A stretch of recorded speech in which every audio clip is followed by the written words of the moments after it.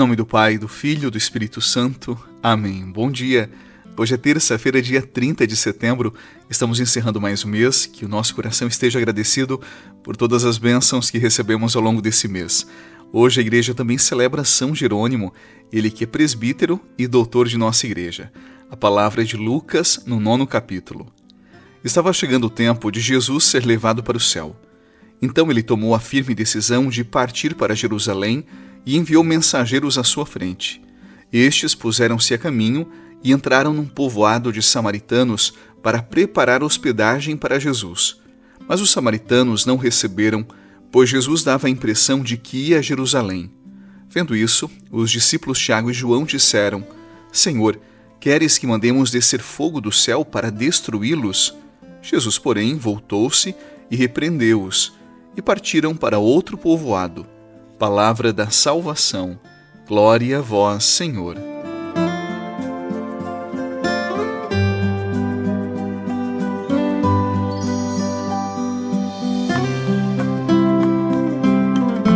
Algumas páginas dos evangelhos, elas são demasiadamente humanas. Como eu disse para você na semana passada, elas revelam as dimensões mais humanas, mais densas, mais contraditórias de cada um de nós. Elas falam de comportamentos, elas falam de reações, elas falam de modos de ser que nos fazem olhar para dentro de nós mesmos, para as nossas ambiguidades, para as nossas contradições, para a nossa condição humana que é tão precária, tão frágil. E o texto do evangelho de hoje é um desses. Diz a palavra que Jesus ele estava em viagem para Jerusalém e ele decide parar, se hospedar num pequeno vilarejo de samaritanos. E os samaritanos, religiosamente, etnicamente, eles estavam separados do povo de Israel. Havia uma certa animosidade. E eles não aceitam, não querem que Jesus entre na cidade e se hospede com eles. E diante daquela rejeição, os discípulos ficaram muito, mas muito chateados. Especialmente Tiago e João, que se aproximam de Jesus e manifestam o desejo de pedir que venha fogo do céu para destruir aquela cidade e matar os samaritanos. Essa reação dos discípulos revela a imaturidade, a lógica da vingança. Se me ferem, eu devolvo em dobro. Se me rejeitam, eu anulo quem me rejeita. O coração humano, e você sabe disso, quando ele fica tomado pela raiva, facilmente ele sonha com a destruição, com o aniquilamento do outro. Não é difícil reconhecer esse mesmo comportamento, esse mesmo movimento em nós. Quantas pessoas, quando contrariadas, quando seus planos não acontecem como imaginaram, elas reagem com fúria. Elas agridem com palavras, elas devolvem no mesmo tom, elas atacam sem medir, querendo devorar a vida do outro. Mas no fundo, pessoas assim, elas vivem como prisioneiras. Elas são reféns da reação dos outros. Elas são moldadas pelo olhar alheio e sempre condicionadas pelo que recebem. Elas sofrem porque permitem que a rejeição defina quem são. E aqui está uma verdade simples, mas profunda sobre a nossa humanidade. Nem todos vão nos amar, nem todos vão nos acolher. Mas a nossa dignidade, ela não depende do que fazem conosco, e sim daquilo que nós carregamos dentro, ou melhor, daquilo que nós decidimos carregar dentro, mesmo quando não nos tratam bem, mesmo quando nos desrespeitam. E aqui é uma questão de decisão, de maturidade afetiva, de maturidade humana. Então não se esqueça, não é porque rejeitam você que você precisa rejeitar. Não é porque falam mal de você que você vai gastar energia falando mal também. Não é porque tratam você com desprezo que você vai se tornar uma pessoa desprezível. A maturidade espiritual ela consiste em não deixar que a ação dos outros determine a sua identidade. Uma pessoa amadurecida, ela não é escrava de impulsos. Ela é conduzida por afetos bem trabalhados, purificados e, sobretudo, enraizados no bem. Quem amadureceu não precisa se compensar no ódio, porque já encontrou sentido em ser dom, em espalhar luz, mesmo quando não recebe reconhecimento, mesmo quando não vêm os aplausos. E o evangelho de hoje nos mostra que mesmo diante da rejeição dos samaritanos e da ira dos discípulos, Jesus simplesmente seguiu adiante. Ele não bateu boca, ele não discutiu, ele não se deteve no ressentimento, ele não alimentou a fúria, ele não deixou que a vingança consumisse a sua paz. Se o fogo tivesse caído do céu, ele não queimaria apenas aquela cidade, mas incendiaria também o coração de Jesus. Também corromperia a sua serenidade, mancharia a sua integridade. A maturidade dele foi manter-se inteiro, livre, sereno, mesmo diante da hostilidade. Esse convite é para nós. Não perca tempo em disputas com quem vive de maldade. Não devolva golpes a quem se alimenta de perversidade. Essas pessoas já carregam dentro de si o próprio veneno. Siga adiante, Escolha ser movido pelo bem que nasce do seu coração e não pela raiva de quem perdeu o equilíbrio da alma.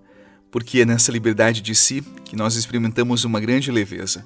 Então não seja reativo, não seja escravo do impulso dos outros. Quem é amadurecido espiritualmente, humanamente, experimenta essa liberdade dentro de si e, diante do descompasso do outro, é capaz de oferecer o melhor que amadureceu no seu coração.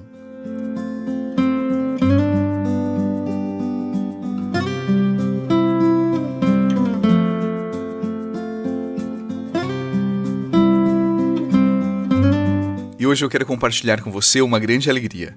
Assim como ano passado eu escrevi o Diário de Fé, que é um devocional católico para todos os dias do ano de 2025, agora já está concluído o devocional para o ano de 2026, com a liturgia do dia 1º de janeiro ao dia 31 de dezembro. Para todos os dias, traz a indicação do Evangelho, traz uma outra reflexão, que não é essa do podcast. Ali no livro eu aprofundo um pouco mais. Também tem uma oração pessoal para você dirigir a Deus, tem um propósito para cada dia do ano e também um pensamento para você iniciar bem a sua jornada.